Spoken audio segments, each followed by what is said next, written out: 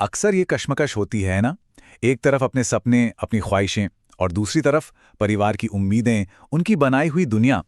ऐसा लगता है जैसे इंसान बीच में कहीं फंस गया है। तो आज हम इसी गुत्थी को सुलझाने की कोशिश करेंगे। समझेंगे कि आखिर ऐसा होता क्यों है और इससे बाहर निकलने का रास्ता क्या है। वाह! ये तस्वीर उस एहसास को कितनी खूबसूरती से दिखाती है ना? एक तरफ वो रास्ता है जो जाना पहचाना है, सेफ है, गर्मजोशी से भरा है, जहां अपनों का साथ है। और दूसरी तरफ एक अनजाना रास्ता जो अपनी ओर खींच रहा है, जहां दिल के सपनों की धुन सुनाई दे रही है। और बस यही आके वो बड़ा सवाल खड़ा हो जाता है, क्या चुने, अपना सपना या परिवार का कर्तव्य। ये सवाल ना बहुत लोगों को परेशान करता है। पर सोचिए, क्या हो अगर इसका जवाब ये या वो हो ही ना, बल्कि कुछ और ही हो। आपको पता है, ये जो फंसा हुआ महसूस होता है ना, इसका एक नाम है। इसे कहते हैं विजन का भंवर। मतलब सोचकर देखिए, जैसे कोई इंसान एक बवंडर के बीच में खड़ा हो और अलग अलग ताकतें उसे हर तरफ से खींच रही हों। ऐसे में आगे बढ़ना तो नामुमकिन ही लगेगा ना। तो जरा इस बवंडर को और करीब से देखते हैं। एक तरफ से खींच रही हैं परिवार की उम्मीदें, जो होती तो प्यार की वजह से ही हैं। दूसरी तरफ से खींच रहे हैं अपने सपने, जो हमारी पहचान का हिस्सा हैं। फिर एक डर भी तो है, जो धीरे से कहता है कि अरे, कुछ अलग करने की जरूरत नहीं है। और इन सब के ऊपर एक कंफ्यूजन की धुंध, जहां कुछ भी साफ साफ नहीं दिखता। अब बताइए, ऐसी हालत में कोई कैसे आगे बढ़ेगा। लेकिन यहां एक अच्छी खबर है।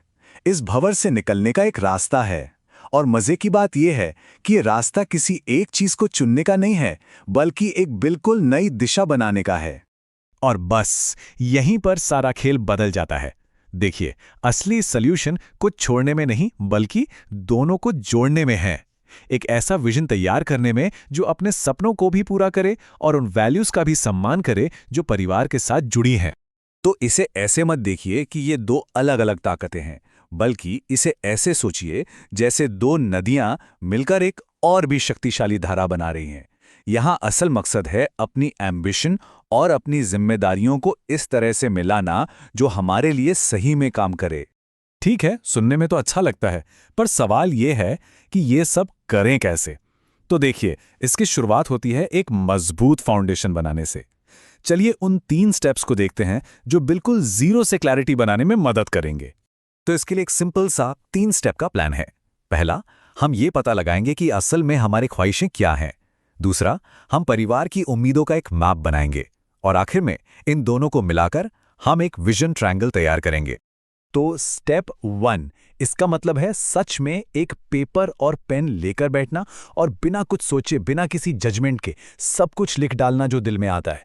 वो क्या चीज़ है जो अंदर से एक एनर्जी देती है। यहाँ सबसे ज़रूरी बात ये पता लगाना है कि कौन सी ख्वाहिशें सच में अपनी है और कौन सी शायद हमें दूसरों से मिली है। अब आता है स्टेप 2, अपेक्षाओं का नक्शा बनाना। देखिए, ये सिर्फ लिस्ट बनाने के बारे में नहीं है कि परिवार क्या चाहता है।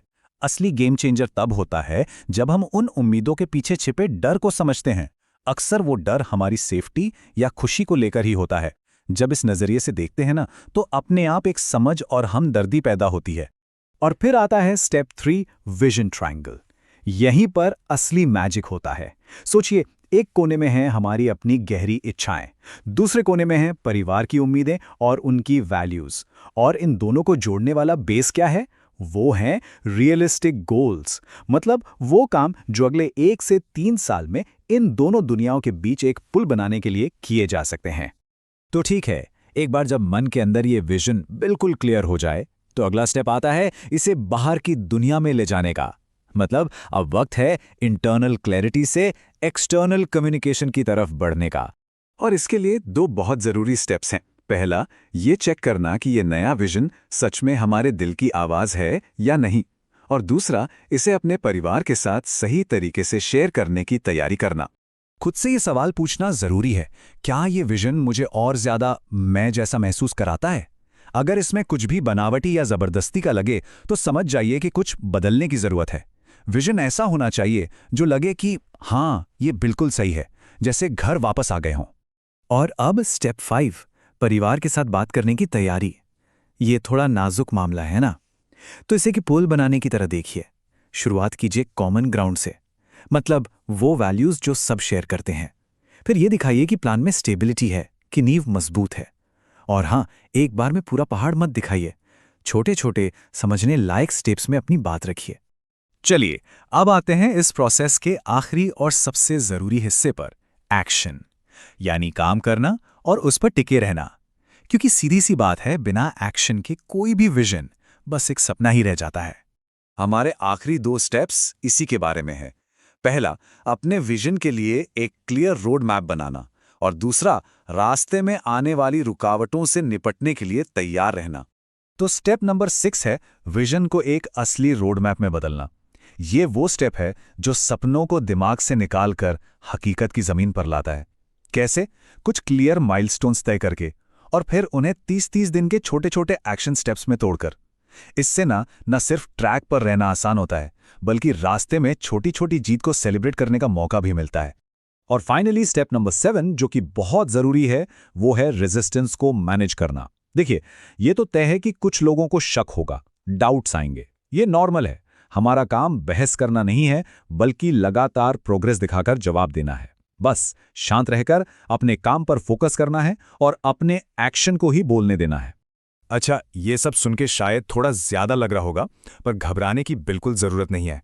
शुरुआत करने के लिए एक बहुत ही सिंपल प्रैक्टिकल प्लान है। तो ये रहा 30 दिन का एक्शन प्लान। बहुत आसान है। पहला, अपनी इच्छाएं लिखिए। दूसरा, अपेक्षाओं का मैप बनाइए। तीसरा, दोनों को विजन ट्रायंगल में मिलाइए।